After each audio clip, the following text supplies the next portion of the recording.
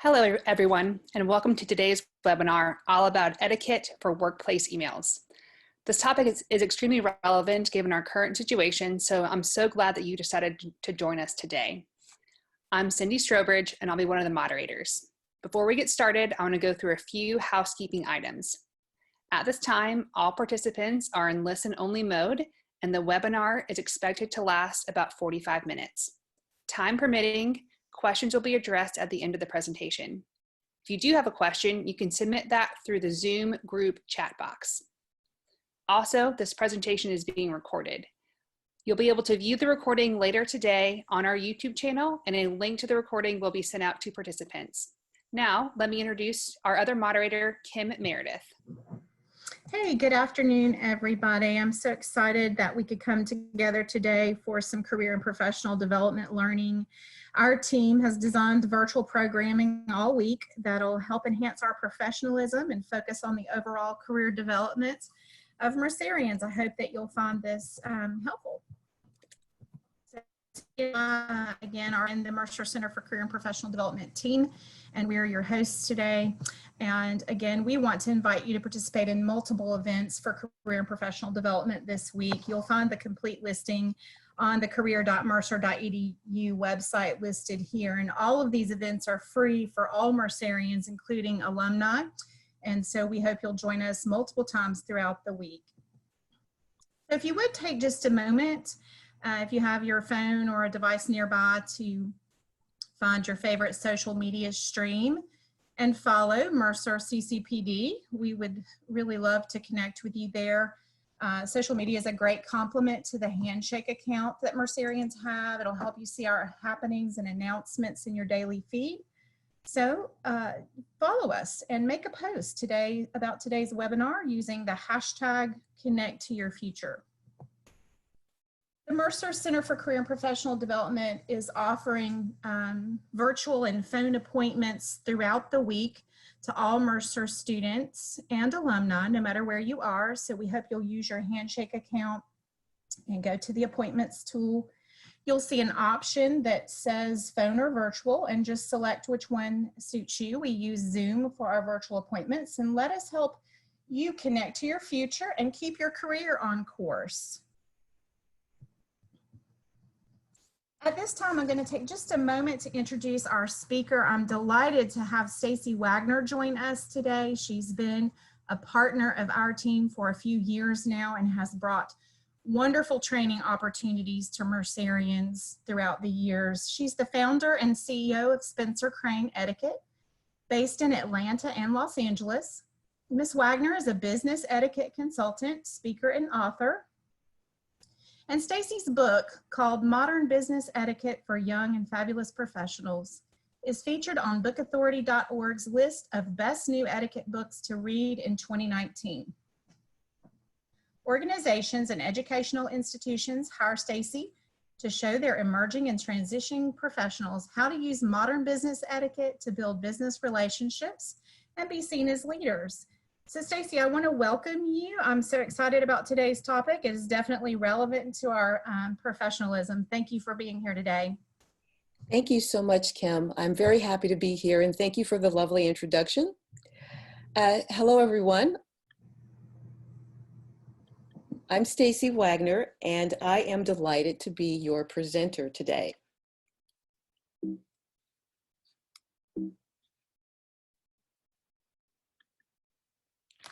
So today we're talking about everyone's not so favorite work chore, the email. Even seasoned professionals often view email as a nuisance and a waste of time. But don't be mistaken. The email is a powerful work tool that can play a critical role in how you are seen at work. An email is a mini representation of your ability to communicate, your professionalism, and your respect for others. In other words, your email creates an impression of you. And we're going to review 3 tips that can help you to write effective emails that leave your boss, clients, colleagues, and vendors with a good impression of you. Let's get started with tip number 1. Use a professional greeting, closing, and signature. Research shows that people don't read emails anymore. They skim them. And as your recipient skims your email, she's forming an impression of the email and you, the sender. So using a professional greeting, closing, and signature can help you to make a good impression. Here's how it's done. First, start with a greeting such as dear, good morning, good afternoon, or hello. Hi, once thought of as too casual, is also acceptable in many business settings. But please avoid hey, it's too casual for business. Professional closings that help to create a good impression include best regards, sincerely, and thank you. Avoid informal closings like TGIF and anything with an exclamation mark. Finally, make sure that your signature contains your full name, your title if you have one, the name of your organization, and your contact information, including your work phone number. If you send emails from your smartphone, be sure to set up a signature containing the appropriate information. You want to make it easy for your recipient to contact you. Also, if you use a personal email for business, be sure that your email address is professional. The best practice is to use some form of your first and last name. Take a look at this side-by-side email comparison. Even though there's no content, the email on the right creates a better impression, simply because of the professional greeting, closing, and signature. Small details that can make a big difference in the impression that your email makes. We're at tip number 2, write clear and concise content. Let's start with the email subject. Research shows that people decide whether to read an email based on its subject. An unclear subject can confuse your recipient, leading her to set your email aside to read later or never at all. An unclear subject can also reflect poorly on your ability to communicate. Now, while that sounds a bit unfair, given how challenging it can be to write a good email subject, it's reality. So here's some guidance that can help. First, a good subject is short and to the point. Second, a good subject answers the question, what is this email about? This is why you should avoid subjects like, here it is, FYI, and as requested. They're short, but they don't tell the recipient what the email is about. A good way to test your subject is to ask yourself if the recipient will get the gist of the email from the subject. If the answer is yes, it's probably a good subject. The body of your email is the heart of your message. It's where you tell the recipient what you want her to know and what action, if any, you want her to take. An email that doesn't clearly address these 2 points probably needs to be rewritten. A good strategy for writing the body of your email is to collect your thoughts before you start writing. Also, the body of your email needs to be short and to the point. The general rule is 1 subject per email. Now, of course, this isn't always possible. So if you need to address more than 1 issue, use headers, numbers, and bullet points to make it easier for the recipient to read your email. No one wants to read long, rambling emails, and being known for writing long, rambling emails won't do your work reputation any favors. Also, depending on who your recipient is, you may need to identify yourself in the body of the email. If you do need to identify yourself, be sure to state your first and your last name. Finally, consider adding context. Context can be important to the clarity of your message, but knowing when to add context takes experience and can be dependent on your organization's email writing culture. So do what's acceptable in your particular work environment. Perhaps the most critical step in email writing is proofreading. If you want to ensure that your emails make a good impression, you simply cannot skip this step. So we're at tip number 3, proofread your emails. Let's review our proofreading checklist, starting with checking for spelling errors. Checking for spelling errors involves using your spell check, of course, but it also involves checking for homonyms, those words that sound alike but have different meanings. Your, their, and its are some of the more common email offenders. Now, yes, your recipient knows that you know the difference between these words, but prove it in each and every email. A trick that I use is to proofread these words without the contraction. So if I've written your with an apostrophe, I will read it as you are when proofing my email. This trick makes these types of errors stand out. Do check the tone of your email. Thanks to the influence of social media, a lot of us struggle with sounding too casual in professional emails. A conversational tone is generally acceptable, but addressing your recipient as if she's your best friend is probably taking it a bit too far. A fix for this issue is to pretend that you're writing to the person, real or imagined, who is 2 levels above your recipient. This trick always helps to put me in the proper mindset when I need to write in a more professional tone. Please double check the email recipients before you press send or before you press the reply all button. Take a moment, make sure you're emailing the correct people and the correct groups. And don't reply all unless absolutely necessary. Finally, make sure the attachment is attached to your email. My trick is to add the attachment first, then compose the email. Now for a look at the don'ts. First, never ever assume privacy. Be mindful when sharing confidential or privileged information. If you are not sure if something should be included in or attached to an email, it might be a good idea to check with your boss. Also, a gentle reminder that work email is not private property. It can be accessed by your organization at any time. So if you don't want the entire office to know your personal business, don't put it in a work email.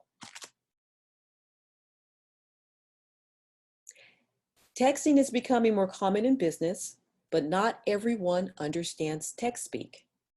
The same is true for emoji. The best practice is to avoid using text speak and emoji in professional emails.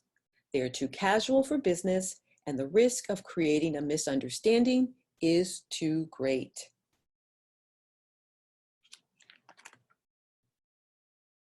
No matter how busy you are, ignoring a work email is never an option. The traditional rule states that you should respond to an email within 24 to 48 hours. However, your organization and your boss may have different expectations and rules. So know what they are and proceed accordingly. And finally, don't email inappropriate content. Let's take a look at a list of common offenders. Gossiping in email makes you look petty and unprofessional. Words that inflame, also known as hot words, should be avoided. Words like obviously, disappointed, and stupid can start an email war. You know, when two people exchange nasty, argumentative emails. An email war can have a lasting negative effect on your reputation. Making references to race or sexuality in a work email can get you reprimanded or worse. And of course, politics and profanity have no place in work email. Now, many people are surprised to see humor on the list, but humor is cultural. What you think is funny may be deeply offensive to your recipient. So why take the chance? Over the course of your career, you will develop your own style of proofreading. I start by checking my grammar and spelling, then I review the email for content. This method may not work for you, and if it doesn't, find a method that does, and be sure to proofread each and every email that you write. Proofreading your emails is an easy way to ensure that your work emails create a positive impression on your boss, clients, colleagues, and vendors. Yes, writing effective emails that create a positive impression takes a little work, but the benefit to your reputation and career is well worth the effort. So to recap, the 3 email writing tips we discussed today are: tip number 1, use a professional greeting, closing, and signature. Tip number 2, write clear and concise content. And tip number 3, proofread your emails.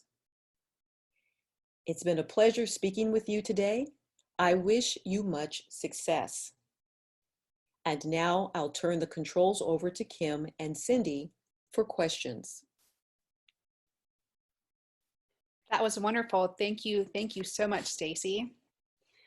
You're very welcome. My pleasure. If you do have a question, please go ahead and type it in our in the Zoom chat box.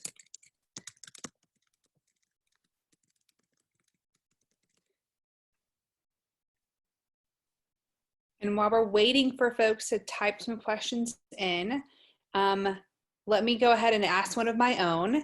How about if you have, if you've sent an email and in your presentation you said you expect someone or you should respond between 24 to 48 hours, what's the proper etiquette to press someone if you have sent an email and have not gotten a response back yet? That's a very common question, and it's a really common problem. The average person, I think, today receives on average 128 emails a day. So everyone's prioritizing their emails. So it depends.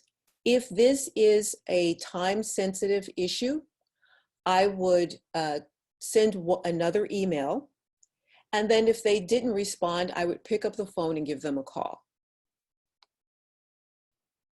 Wonderful. Thank you for that. Sure. We have another question. So do these same rules apply for chat channels, since many of us are using technology for chatting virtually now? That's a great question. Again, I have 2 comments on that. First, every organization has its own rules regarding electronic communication, okay? I think some of the points I laid out are baselines in terms of the type of content. You always want to keep your content professional. Chat feels very, very informal, but you have to remember that you are chatting in a work environment. If your organization uses text speak, for instance, and certain things that are commonly understood, well, then that's fine. Go ahead and use the text speak. But I would still shy away from using emoji. So my answer is yes, the rules still apply, but be mindful of and follow your organization's customs as well.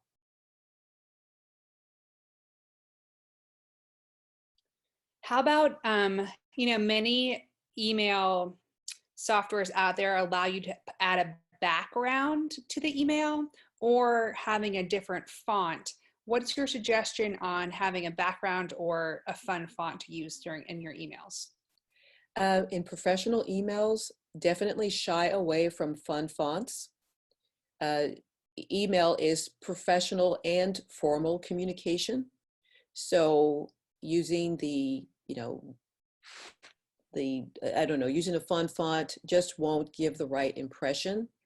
And also backgrounds on emails, also, I would shy away from that. Just stick to standard professional fonts and plain background.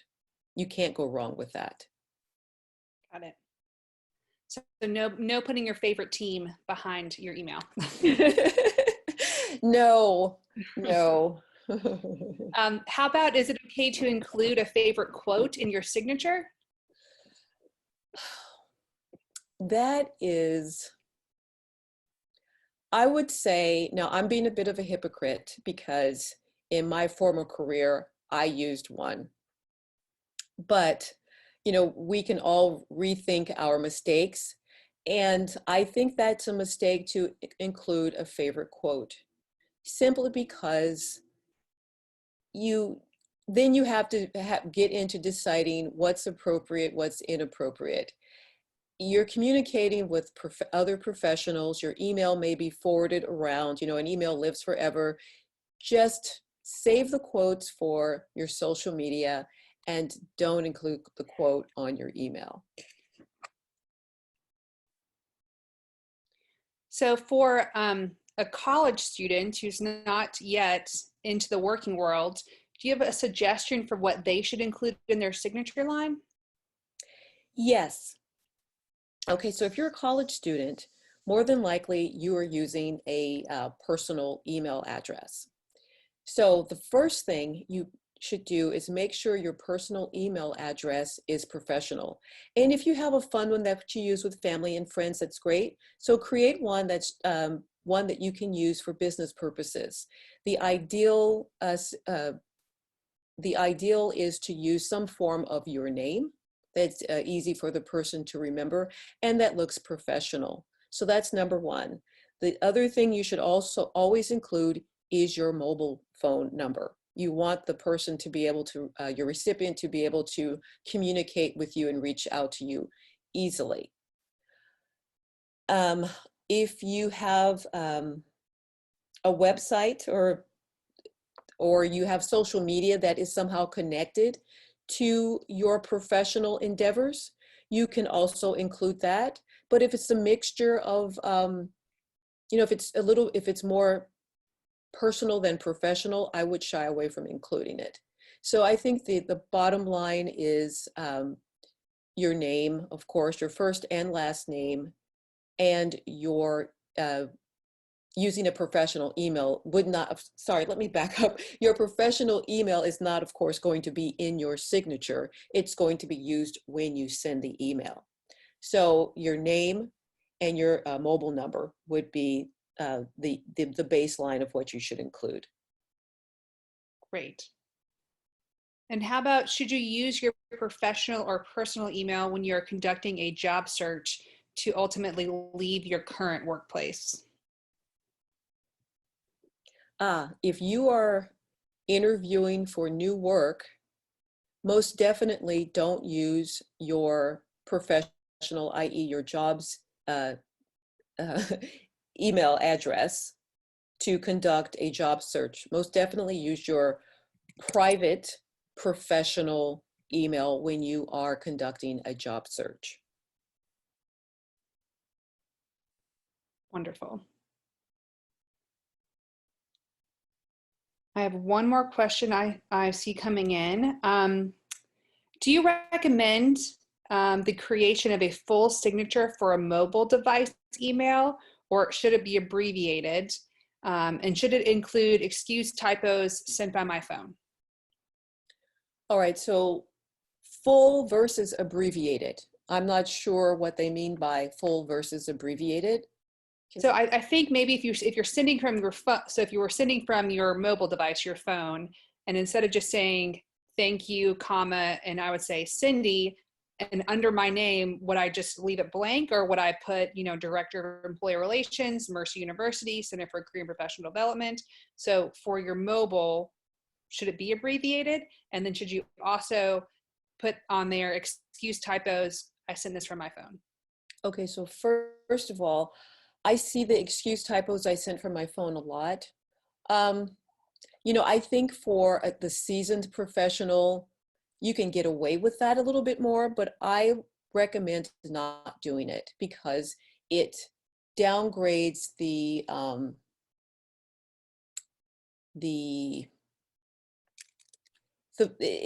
I don't want to say it downgrades the professionalism, but it casts doubts on what's in the email.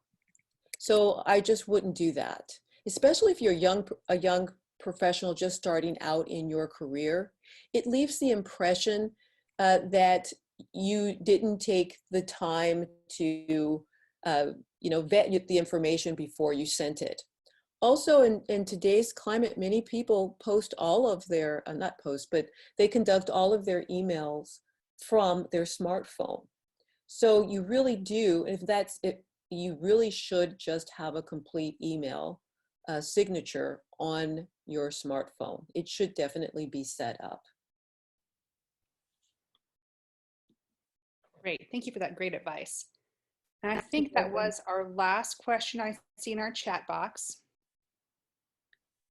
So Stacy, thank you so much for your willingness to do this presentation for us today. It was wonderful. I'm gonna let Kim hop in here as well to say thank you. Thanks, Stacy. I took away several good tips, and I've got to go do a better signature on my mobile device. So thanks for the advice. It's my pleasure. It's my pleasure. Thank you so much for having me.